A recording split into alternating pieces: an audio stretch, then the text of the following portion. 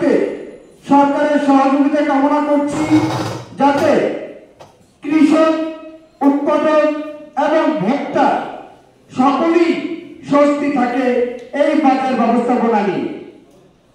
আপনাদের মাঝখানে আমরা তুলে ধরতে চাই প্রান্তিক পোল্ট্রি শিল্পের কিছু সমস্যা ও সংকট নিয়ে।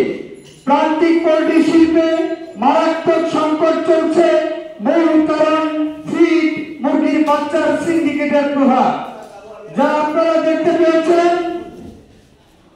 2022 সাল থেকে বারবার বাজারে ডিম মুরগির বাজার অস্থির হচ্ছে।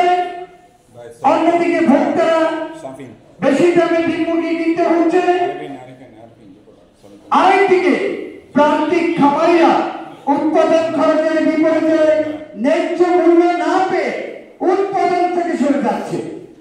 আজকে সরকারের উদ্দেশ্যে সরাসরি বলতে চাই, আপনারা একটি ডিমের দাম যখন 2 টাকা বেড়ে যায়, 1 কেজি ব্রয়লার মুরগিতে যখন 10 টাকা বেড়ে যায়, মুক্ত বাজার অর্থনীতিতে সরকার দাম বেঁধে দিতে পারে না বাংলাদেশের বাজারে।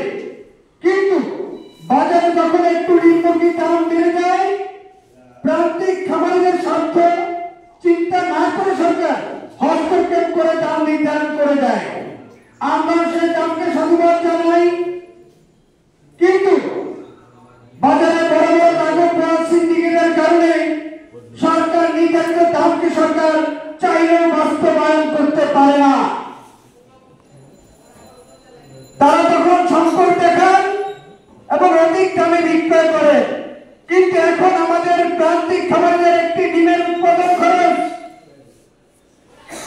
10.5 টাকা থেকে 11 টাকা, 1 কেজি ব্রয়লার মুরগির উৎপাদন খরচ 155 থেকে 170 টাকা।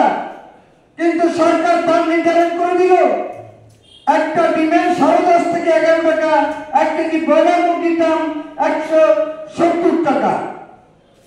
কিন্তু আমরা একটা কথা বলতে চাই, এতে কাকে সহযোগিতা করা হলো? কর্পোরেট গ্রুপদের সহযোগিতা করা হলো, সিন্ডিকেট